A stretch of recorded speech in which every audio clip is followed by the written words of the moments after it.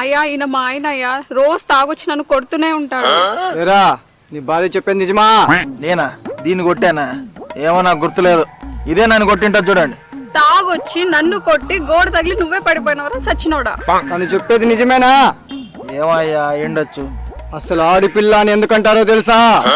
అది ఈడపిల్ల కాదు ఆడపిల్ల అని. తను నీ భార్య అని ఎందుకంటారో తెలుసా? తను నీ భార్య కాబట్టి. ఆడిదని ఎందుకంటారో తెలుసా? అది ఆడది కాబట్టి. స్త్రీ అని ఎందుకంటారో తెలుసా? అది స్త్రీ కాబట్టి. పెళ్ళాం అంటే ఎవరు? పెళ్ళాం కాబట్టి. అలాంటి ఆడదాని మీద నువ్వు చేయి చేసుకుంటావా? అన్ని బంధాలను వదిలి నీ కోసం వచ్చి నీకు తలనొప్పి అవుతుంది, మెడ నొప్పి అవుతుంది, ఆఖరికి గుండె నొప్పి అవుతుంది. అదిగా ఆడిదంటే.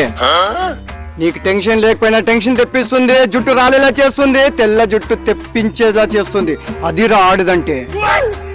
నీతో డబ్బు లేకపోయినా షాపింగ్ అంటుంది, బ్యూటీ పార్లర్ అంటుంది. ఏదైనా ఫంక్షన్కి వెళ్తే తన లగేజ్ తో పాటు తన బ్యాగ్ కూడా నీ సంఖలో పెట్టి అమ్మలక్కలతో అది మాట్లాడుతూ ఎంజాయ్ చేస్తుందిరా.